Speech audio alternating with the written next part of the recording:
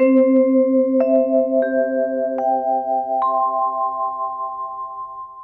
जी ध्रुव जी को लेकर मधुवन आए हैं। स्थान बता के नारद जी आशीर्वाद दे के गए हैं। यमुना में स्नान करके पीपल के वृक्ष के नीचे एक चरण पर खड़े होकर बालक ध्रुव ने और गुरु मंत्र को जाप तपस्या प्रारंभ कर दी। एक पैर से खड़े खड़े 3 दिन तक तपस्या करते रहे, गुरु मंत्र को जाप करते रहे। दाहिने पैर पे खड़े हैं, बायों पैर मोड़ के और पैर से लगा रखो। तीसरे दिन थोड़ी भूख प्यास लगी, अपनी तपस्या से समाधि से उठे, जमीन में जो फल पड़े थे वेर कैंथ वो खाए हैं, यमुना जल पियो है और दोबारा से खड़े हो गए भजन करने। ये नहीं कि 3 दिन से खड़े खड़े भजन कर रहे हैं तो चलो घंटे 2 घंटे विश्राम कर लेना, एक क्षण के लिए विश्राम नहीं, तुरंत फिर प्रारंभ कर दी नहीं तपश्चर्या। और आजकल के श्रोताओं को तो एक पैर पर खड़े होकर कथा नहीं सुननी पड़े, आराम से बैठे, और वो भी 3 दिन लगातार नहीं सुननी पड़ती, 3 या 4 घंटे, और कथा के बाद कहते हैं बहुत थक गए हैं, चलो 2 घंटे विश्राम कर लो। राधे राधे। हमारे ध्रुव जी को विश्राम की फुर्सत नहीं। 3 दिन तक लगातार भजन करते, थोड़ा सा फल खाते, जल पीते और फिर भजन करते। ऐसे 1 महीना पूरा किया। तिरात्रांते तिरात्रांते कपिथो वदरासनो। वो कैथ बेर जो फल जमीन में पड़े रहते, वो जमीन में पड़े फल यमुना जल पी के तीसरे दिन ऐसे करके और 1 महीना पूर्ण किया। अगले महीने में 6 दिन तक लगातार खड़े रहते थे और छठे दिन केवल सूखे पत्ते फल खाना छोड़ दिया और यमुना जल। ऐसा दूसरा महीना पूर्ण किया। 6 दिन तक भजन और छठे दिन केवल पत्ता और यमुना जल। ऐसे 6 दिन के बाद पत्ते खा के जल पी के दूसरा महीना पूर्ण किया। तीसरे महीने में समय 9 दिन कर दिया। 9 दिन तक लगातार खड़े खड़े भजन करते, पत्ते खानो भी छोड़ दियो। 9वें दिन 2 मिनट के लिए विश्राम करते, जल पीते और फिर लग जाते। पंचदशी कार्य विद्यानंद स्वामी कहते हैं संयम धीरे धीरे बढ़ाना चाहिए। जब अभ्यास बढ़ते जाए धीरे धीरे साधना बढ़ाते जाए। चौथे महीने में 12 दिन समय कर दियो। 12 दिन तक लगातार खड़े रहते, भजन करते रहते और 12वें दिन जल पीना भी छोड़ दिया, केवल वायु का सेवन। लोग बात कहते हैं ना चलो हवा खा लें। महाराज ध्रुव जी वास्तव में ही हवा खाते थे। और 5वें महीने में तो सब कुछ छोड़ के प्राणवायु रोक के श्वास रोक के भजन प्रारंभ किया। जैसे ही श्वास रोकी भगवान को इतना आनंद आया, भगवान ने भी श्वास रोक ली। गीता में भगवान ने कही है ना, ये यथा माम प्रपद्यन्ते तांस्तथैव भजाम्यहम्। जो मेरे लिए जैसे करे मैं भी उसके लिए वैसे ही हो जाऊं। आज भक्त ने प्राण रोके, श्वास रोके, तो भगवान ने भी श्वास रोक दी। और भगवान के श्वास से हम आप सब श्वास ले रहे हैं। भगवान जब श्वास छोड़ते हैं हम आप श्वास लेते हैं, और भगवान जब श्वास खींचते हैं हम सब श्वास छोड़ते हैं। वेद मंत्र यम वै श्वसन्तु मन विश्वश्रयः श्वसन्ति। भगवान के श्वास लेने छोड़ने से हम और आप श्वास ले रहे हैं, छोड़ रहे हैं। हवा से जीवित नहीं है, हवा तो मरे हुए शरीर में भी भरी रहती है ऑक्सीजन। डॉक्टर भी ऑक्सीजन हटा देता है। राधे राधे। हम आप प्राणवायु से जीवित हैं। आज भगवान की प्राणवायु बंद हुई, सब संसार के लोग मिट्टी के खिलौने हो गए, जहां के तहां सृष्टि जड़ हो गई। देवता आए, प्रभु ये क्या है? बोले मेरा भक्त भजन कर रहे हो, मैं भी भूल गया। जाओ प्रभु दर्शन दो। भगवान आए हैं। मधुबन में आकर भगवान ने दर्शन दिए, ध्रुव जी ने दर्शन किए। ध्रुव जी की इच्छा हो रही है भगवान की आराधना करने की। अभी पढ़े लिखे तो थे नहीं। भगवान ने शंख स्पर्श करा दियो। ध्रुव जी 6 दर्शन में पारंगत सार्वभौम महाविद्वान हो गए। स्पर्श बालम कृपया कपोले। ध्रुव जी ने ऐसी स्तुति की, भगवान प्रसन्न हो गए।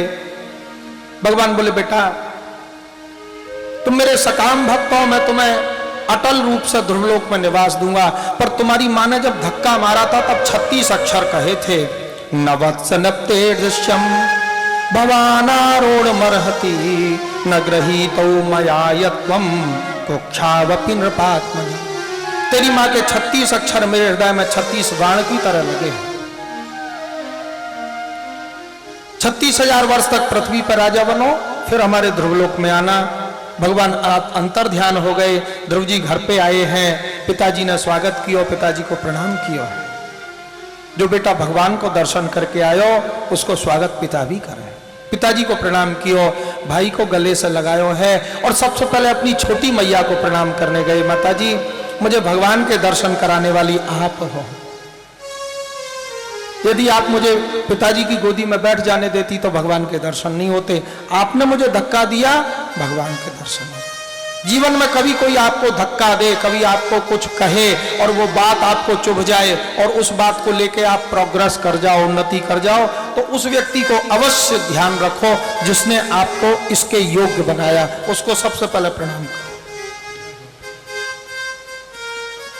आज अपनी छोटी मैया को प्रणाम किया है। राम जी ने भी पहले माता कैकेयी को प्रणाम किया। प्रथम राम भैती कैकेयी, प्रथम राम भैती कैकेयी, प्रथम राम भैती कैकेयी। ध्रुव जी की माँ, ध्रुव जी के जंगल में जाने के बाद पिताजी ने महल में बुला ली थी ध्रुव की माँ। रो रो के अंधी हो गई थी। मेरा बेटा वन में गया, कोई जंगली जीव खा गया होगा। वो माँ जो अंधी हो चुकी है, आज उसने अपने उस बेटा को गले से लगाया जो भगवान के दर्शन करके आयो है। अपने पुत्र ध्रुव को गले से लगाते ही और ध्रुव जी की नेत्र ज्योति वापस आ गई। सब प्रजा जय जयकार करने लगी।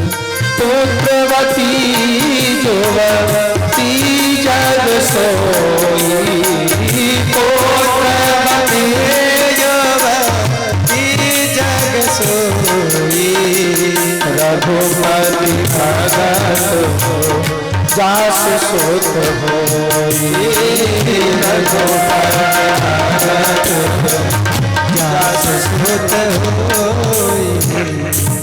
पिताजी ने राज्य दिया है, आधो राज्य ध्रुव जी ने छोटे भैया को दिया है। शिशुमार नाम के प्रजापति की कन्या भ्रमी के संग ध्रुव जी महाराज को विवाह हो गयो। कल्प और वत्सर नाम के 2 बेटा हो गए। छोटे भैया उत्तम को विवाह नहीं भयो, शिकार खेलने गए, गंधर्वों से युद्ध भयो, गंधर्वों ने छोटे भाई को मार दियो। छोटी माँ जंगल में गई, वो भी जंगल में आग लगी, जल के नष्ट हो गई। ध्रुव जी ने अपने भाई को बदला लेने के लिए हजारों गंधर्व मार दिए। ध्रुव जी के दादा मनु जी प्रकट हो गए। बेटा, ये कुबेर के अनुचर है, तुमने एक भाई के बदले में हजारों लोग मारे, क्षमा मांगो। कुबेर प्रकट हो गए। बेटा ध्रुव, जब तुम 5 वर्ष के थे तुमको भगवान के दर्शन हो गए थे। आज तुमने अपने दादाजी की बात मान के, अपने बाबा की बात मान के और युद्ध बंद किया, मांग लो क्या चाहिए। ध्रुव जी बोले, देना चाहते हो तो ये वरदान दो, आज के बाद मुझे कभी क्रोध नहीं आए। 5 वर्ष की अवस्था में दर्शन कर लिए थे लेकिन क्रोध नहीं गया था। आज वरदान मिला है कि आज के बाद कभी क्रोध नहीं आएगा। 36,000 वर्ष तक राज्य करके, राज्य अपने बच्चों को देके गंगा किनारे ध्रुव जी बैठे भजन करने के लिए चले गए। बचपन में भी भजन और बुढ़ापे में भी भजन, संसार से मन हटा के भी भजन, और 25 वर्ष की अवस्था तक भजन का अभ्यास कर लो। जिससे जब घर में रहो, नौकरी में रहो, व्यापार में रहो, पत्नी पुत्र के बीच में रहो, बचपन में भजन किया है तो जीवन भर वो आदत बनी रहेगी, और जीवन भर आदत रहेगी तो बुढ़ापे में माला करने में मन लगेगा। और जीवन में अगर आदत नहीं डालोगे तो बुढ़ापे में जब माला लोगे तभी नींद आ जाएगी और पिक्चर के गाने सुनाई पड़ने लगेंगे। भजन करोगे तब तो भगवान याद आएंगे।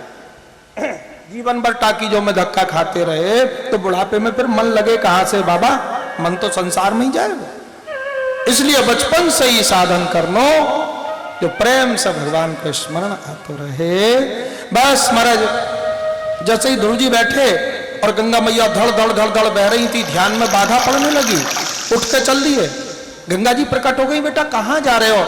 माता जी क्या करें, धड़ धड़ धड़ धड़ हो रही है। अच्छा, आज के बाद तेरे आश्रम के पास आवाज नहीं करूंगा। राम झूला से लक्ष्मण झूला के बीच की 3 किलोमीटर की जगह ध्रुव जी के स्थान अभी भी गंगा मैया शांत भाव से बहती हैं, ऊपर भी धड़धड़ नीचे भी धड़धड़, बीच में एकदम शांत। आसमान से भगवान के धाम से विमान लेके पार्षद आए हैं ऋषि मुनियों को पूजन करके। ध्रुव जी महाराज भगवान के धाम में गए हैं। बोले वृंदावन बिहारी लाल की कृताभिषेक कृतविद्यमंगलो मुनि प्रणम्या शिशमभ्यवादन। बोले ध्रुव जी महाराज की जय।